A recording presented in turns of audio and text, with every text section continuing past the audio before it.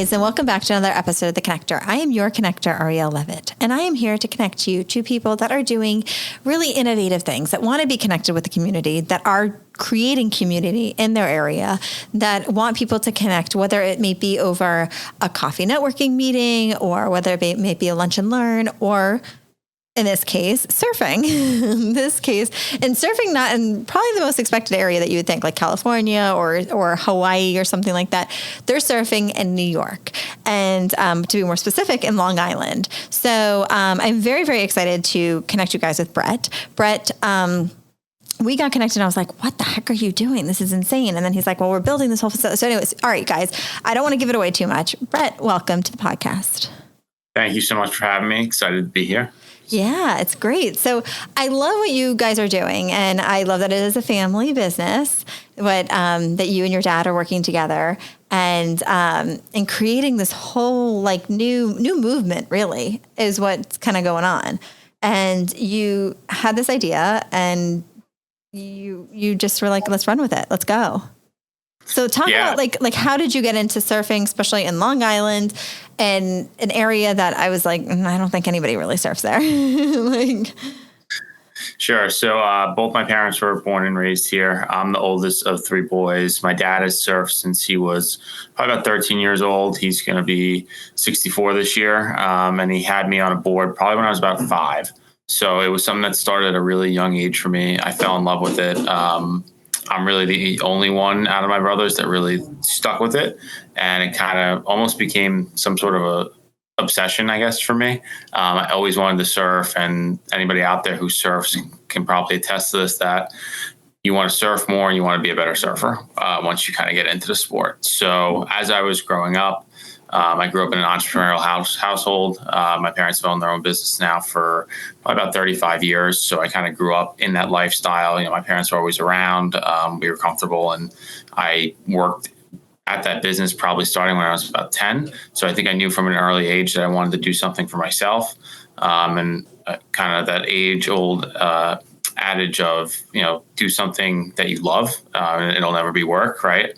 So naturally was kind of drawn to like figuring out how I could incorporate surfing into that.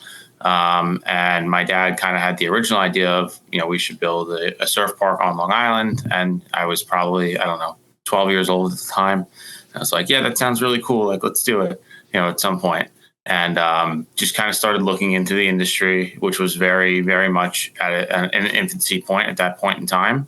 And then as I got older, kind of continued to want to go down that path one day, kind of revolved my studies around it, and kind of continued to push my parents into like, let's actually try to do this here in New York. And ultimately back in 2015, we launched just an idea essentially of what was the Long Island Surf Park at the time. And we wanted to set out to see if there were other people like us out there that actually wanted to be part of this, from a customer standpoint. And that's kind of where things got started, I guess. I love how you guys you beta tested it. You were just like, let's see if this is, like a proven concept. Okay, we're proving this. It's a real thing.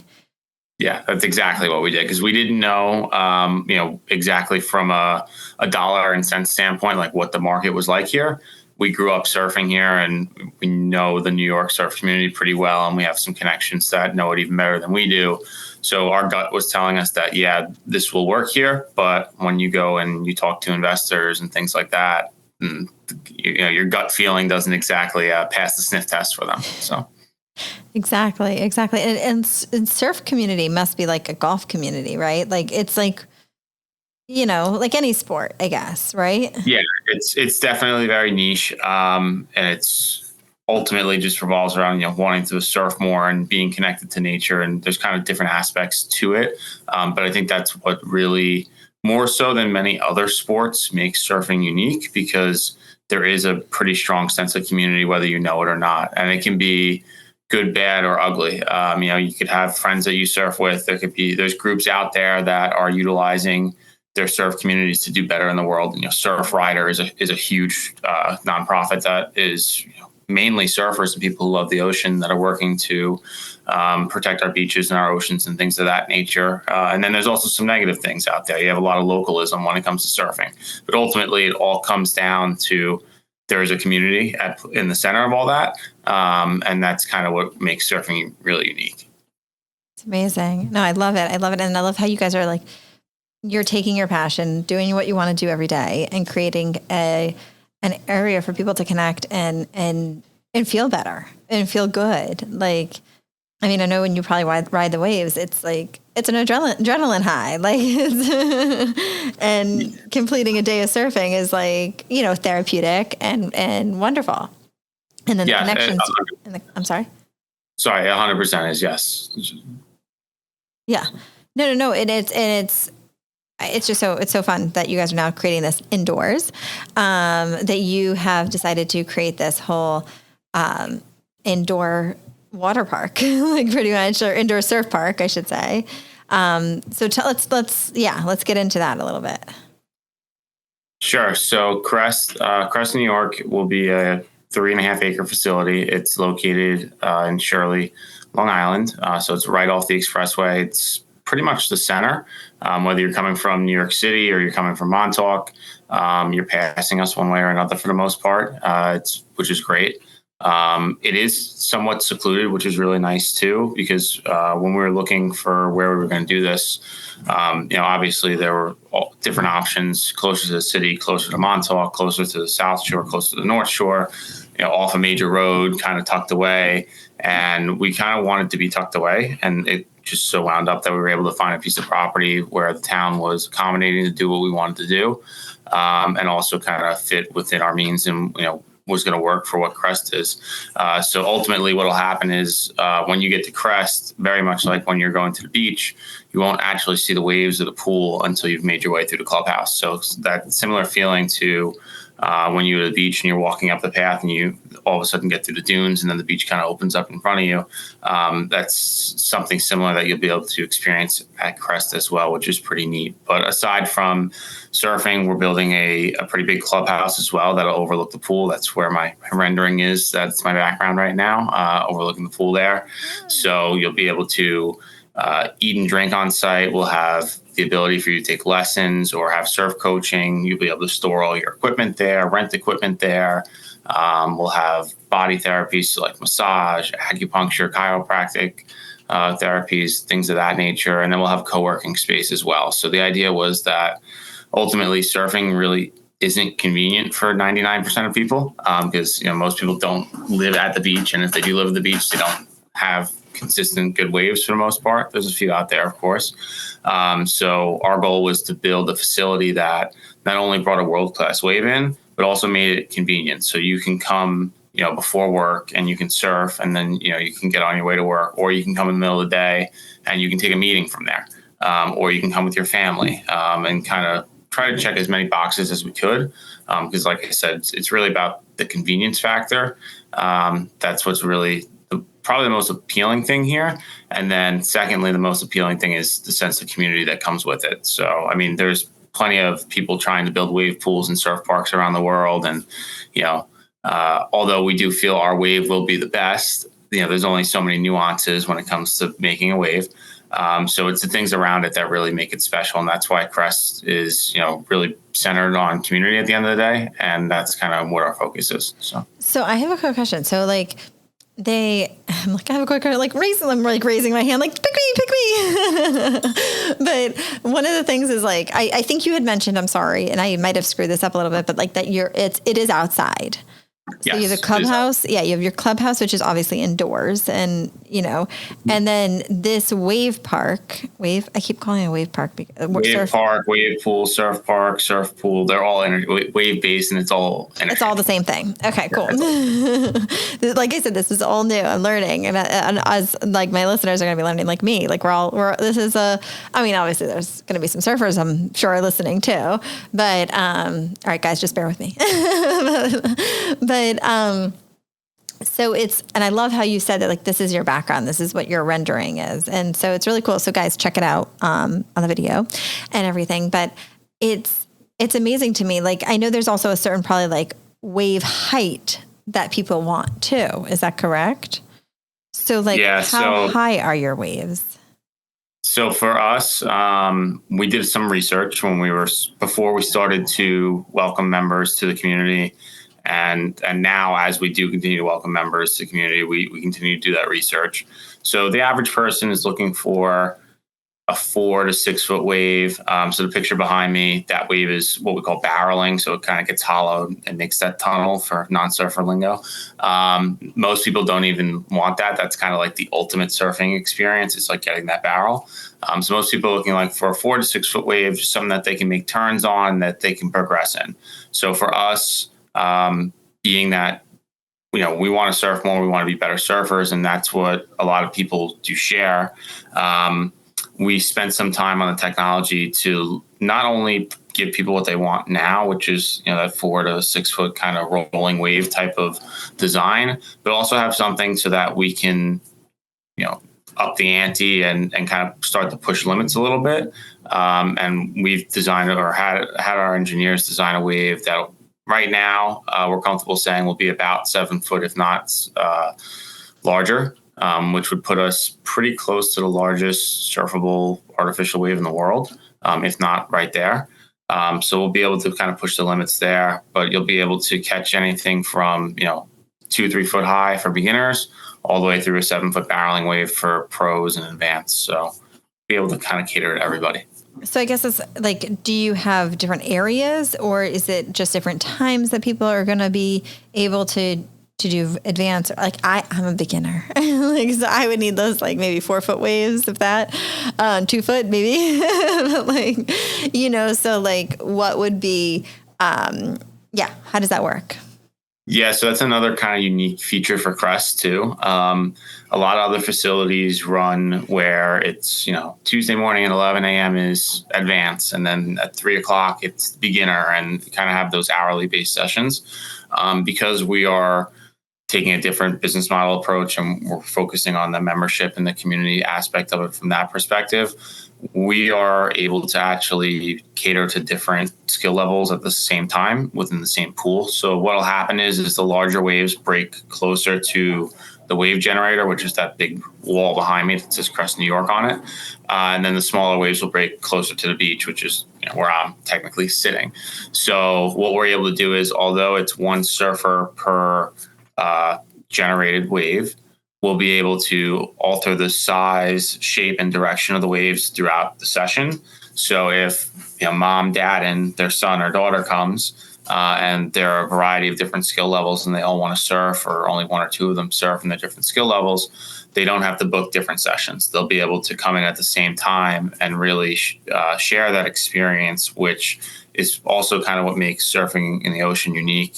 For the most part, you can be out there with your friends and family. As it starts to get a little bit bigger and more critical, it becomes an issue, which is kind of where our surf pools kind of helps fix that, because it keeps the safety piece front and center. But at Crest, we'll be able to have mom or dad push their kid into their first wave, and then also go get a great wave right after them, and then meet them at the beach. So that's so interesting to be able to like have multiple like levels in one pool. Yeah, and that's a big issue in the ocean right now, is especially on Long Island. There's hundreds of thousands of surfers. Although it's a 100-mile Long Island, we probably only have a couple dozen quality surf breaks. Not even quality, just kind of like consistent surf breaks. So what happens is it gets really crowded, and then since there's such a lack of waves, for the most part, we do have waves in the winter and hurricane season, but you have really cold water, really cold temperatures. Like today, it was snowing out. I'm sure there was probably a decent swell. And then in hurricane season, it just gets really big really quickly, and there's only so many spots that you can go. What happens is everybody flocks to the beach when there's waves, because it's such a rare occurrence. And then it gets overcrowded, and then it gets really dangerous, because you'll have people who really shouldn't be out there with guys and girls that do know what they're doing, but it just kind of creates tension in the lineup, creates a safety issue. So being able to kind of solve that and address it in a pool, one, it'll give everybody a much better experience at Crest, but also We're now increasing the inventory of waves on Long Island, even though it might be not to everybody, but to some people.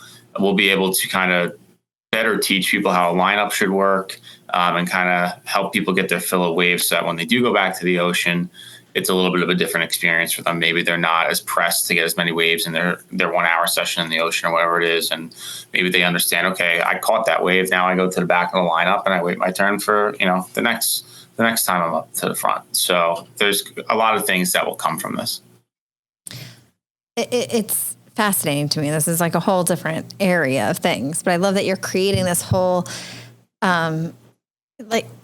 place for community and people to come together and share in a shared activity that they love. Like it's so wonderful to be able to offer that to people. All right, we're going to take a quick commercial break and then we're coming right back. Injured in a car accident, on the job, or just playing a game of pickleball? MedAmerica is the #1 clinic in physical therapy, occupational therapy, and chiropractic needs, specializing in sports, post-surgical, and orthopedic conditions. Located in Deerfield Beach, MedAmerica is here to help you get back feeling better than you did before. Visit their website at medamericarehab.com. That's M-E-D, America, AMERICA, rehab, REHAB.com. Mention the connector to receive 10% off any self-pay service. Today's podcast is sponsored by Pod Populi. Have you ever thought of starting a podcast? Not sure where to start? Pod Populi makes it easy. With over 20 podcast studio locations nationwide, they host over 100 podcasts. Pod Populi is a full-service podcasting studio with video and audio production. They help you put your idea into the best podcast. Visit podpopuli.com to book your time to talk to an expert on getting started. That's podpopuli.com and mention The Connector for 10% off your first year. Okay, so I have a couple more questions. I can't keep coming. I'm like, oh my gosh, like my brain is like going because this is just so much fun. So looking at this picture behind you, which again, you guys are going to have to go on social media when I post this on Instagram. You guys need to take a look. But the picture behind you it's gorgeous and stunning. And the water is outside. And is this like the Truman Show? Like, I hate to say this, where it's like this fake wall. It's a wall, right? So how big is that wall that the waves are coming off of? Because like right now it looks kind of like a dome, and like you're in this whole like that's why I say the Truman Show, because like you're in this like reality, alternate reality. But like, so it's a big wall, and then these waves come off of the wall, like a wave park, I guess, is kind of what I'm thinking or seeing. So I just want to like paint a picture for everybody else. And so like, how big is that wall? And I know you said this whole thing is 3 acres. Is that correct? Yeah, about, yep. So like, and so then I guess how many people can surf at one time, or how big is your pool? So the pool itself is 1.25 acres. So think about the size of a football field, roughly. And it's kind of oriented the same way, where it's wider rather than it is long, or I guess it's opposite. It's wider rather than it is longer. The way that you'll surf is that you'll take off on basically the corners of the rectangular box, and then you'll surf diagonally across the pool. That's how we maximize the ride length, basically. So somewhere in terms of seconds, it could be 8 seconds, it could be 16 seconds. It just depends on the type of wave that comes out. Smaller waves break a little bit slower. A bigger, kind of more of a barrel type of wave is going to break a bit faster. Ultimately, you're always going to cover the same distance, which is anywhere from 75 to about 100 yards. Which is a really good length. It's probably slightly above average for most wave pools out there. And then as far as your average stay here in New York, it's definitely 1.5 to 2 times longer than what we typically get here. So that's kind of how that works. We can have up to 20 people in the pool at any given time. Like I said, it could be a range of skill levels. So it doesn't necessarily mean that there'll be 20 people on kind of one peak, one takeoff zone, where we run a right and a left breaking wave. So you have some people who will be riding rights, which are called regular footers, and then lefts, which are called goofy footers. And then go backside on either one. So it's kind of a split lineup to some extent, if that makes sense. And then like the way the pool is designed itself. So like that back wall probably sits about 20, maybe 30 feet above the water line. And then on the sides, our side walls are about 12 foot high. And that's to, one, contain the wave energy so that we don't have water leaving the pool, because that's really important, obviously. But also it helps cut down on the wind. So a lot of these pools have had to, because of their design, they don't necessarily have walls, which, might be a little bit prettier than ours. But they have a big issue with the wind where they'll have to cancel sessions, or one wave is not as good as the other, similar to being in the ocean where you need an offshore wind or prefer an offshore wind rather than an onshore wind. And with the design of our pool, it's pretty much tucked away and secluded so that there should be little to no wind in there at all. So it'll not mess with the wave, which is great. But also from a year-round kind of surfing perspective, it makes it that much warmer too, because many of my New York and Northeast surfers can probably attest to this, that it's not always the water that's kind of the miserable part of surfing in the winter. It's when you get out of the water and it's blowing really hard and you're trying to change in the parking lot. So kind of trying to eliminate as many of those factors as we can without putting it inside, because it's already not natural. And to put it inside is really not natural. So, that was kind of the reason that we went the direction that we did. No, I like that you're giving people, because I just can't imagine surfing in the winter. Like, I'm from Florida, and the only time people like really surf is when a hurricane is coming or just passed, or whatever it is, like right around her, like you guys up there too, right? Like that's when you get the best waves. But I can't even imagine surfing and then coming out and it's snowing, or surfing when it's snowing, right? But your pool is going to be warm, or warmer, obviously, like it's heated. So you're not surfing in really, really cold water. Correct? No, not at all. Yeah. So right now, if I was to go in the ocean, I haven't checked it because it's too cold for me. I have too much work to do. But if I had to take a guess, it's probably somewhere between 38 and 42 degrees here right now in the water. And it snowed today, so it's, air temperature is about the same. Our pool in the middle of the winter, like on a day like today, easily 60 to 70 degrees. So it's like a jacuzzi. A very different experience. You're wearing a lot less rubber. So wetsuits go by thickness. Typically this time of year, you're wearing like a 5 millimeter. In our pool, you could get away with a 3 millimeter, and you wouldn't have to wear boots and gloves and a hood, or you'd have to wear significantly thinner versions of that stuff if you wanted to. So we think it'll be a much more enjoyable experience. I'm excited for it because I would like to surf more year round without having to travel and without having to freeze. So being able to get in the pool in the middle of the winter and still have an enjoyable session without being really cold is something that I'm looking forward to. I'm so excited for you. This is really an amazing thing that you're taking on and doing. And it's not a small project. Like, as a first-time business owner, like you're right. This is your first business that you're owning. This, like actual business. Yeah. So I've done smaller things on the side, coaching, snow plowing, running my dad's and my mom's business, but this is kind of my baby. So a brick and mortar store and everything, and really thinking about every detail of what people want and need. And I like that you have a clubhouse that people can just hang out at, after they're done surfing, to keep that community area. Like, you're not just coming to a park, surfing, leaving, like even like tennis courts. Like, yes, it's social, but you're not just playing a game of tennis and leaving. Like, you get to hang out afterwards, and you can shower and you not freeze if it's cold out. But, it's just so fantastic what you're doing. And, I really, really like that you're bringing community into the area, because it is just so important for people to connect. And now people get to connect over something they really love.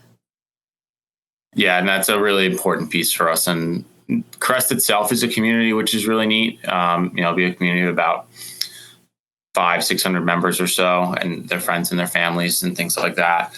But aside from that, we've kind of tried to do our best to take the extra step to give back to the local communities around us as well. We know Crest isn't for everybody. You know, we're not standing here going, this is the greatest thing and everybody should be a member. And, you know, we get it. It's not.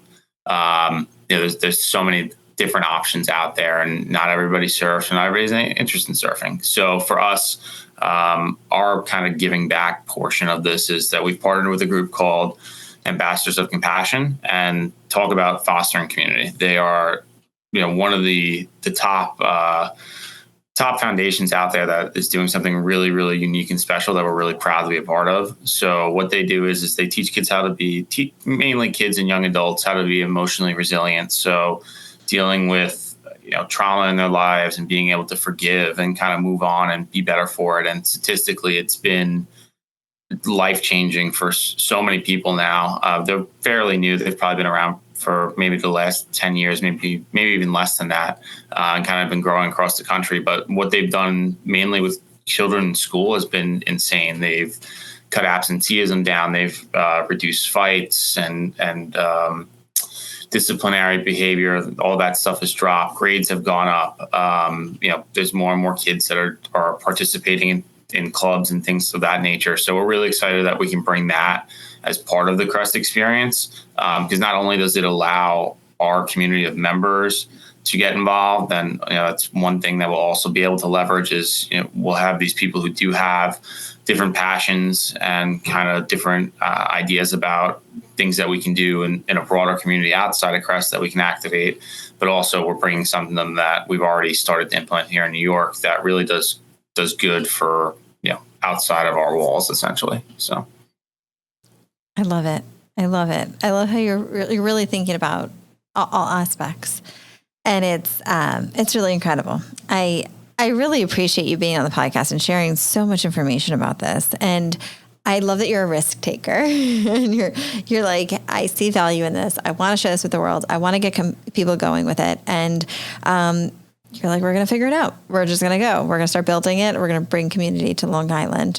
More than I mean, there's already a huge community in Long Island, but, you know, bringing something to people to really bond over. And I think it's fantastic. So where can everybody connect with you and stay connected and find out more? Sure. So I have a whole bunch of different places. You can find me on LinkedIn, Brett Portera. I think there might be an MBA in there.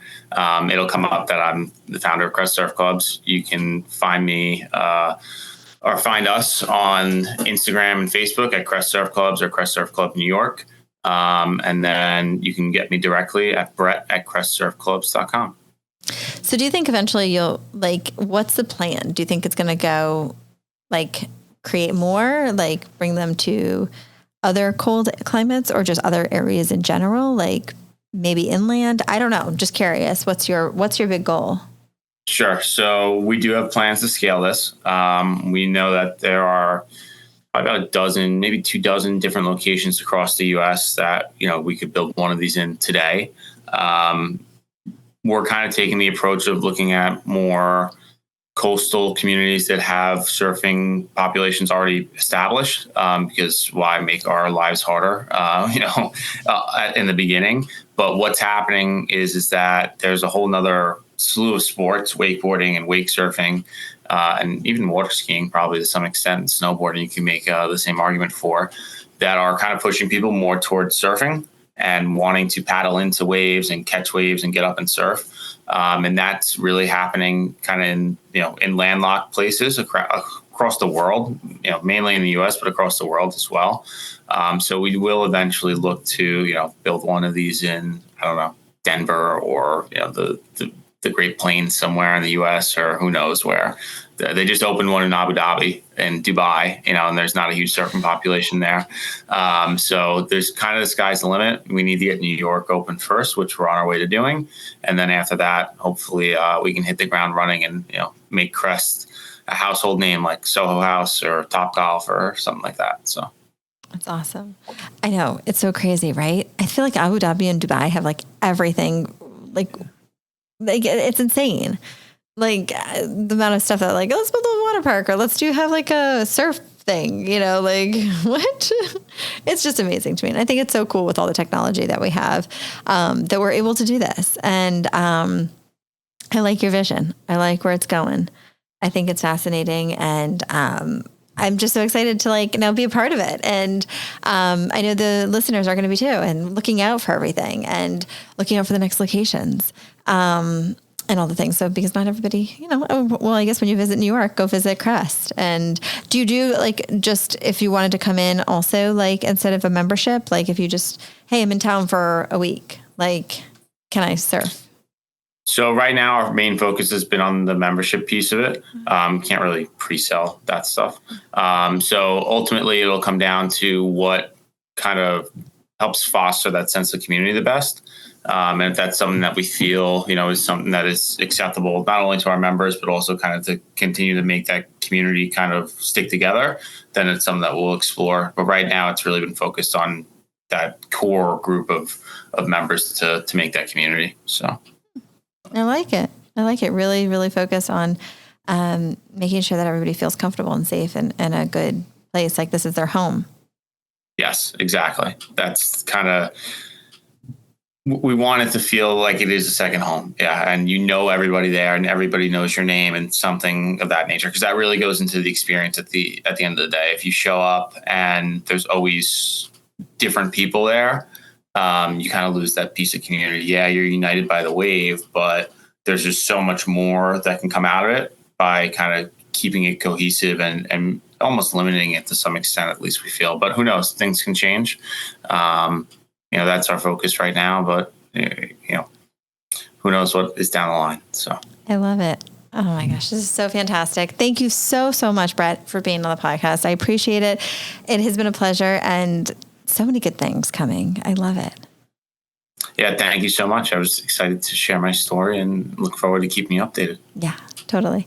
All right, guys, if you have heard something in this episode or you're like, oh my gosh, this is so cool what Brett is doing, please feel free to reach out to him, connect with him, find out more, ask questions, get involved.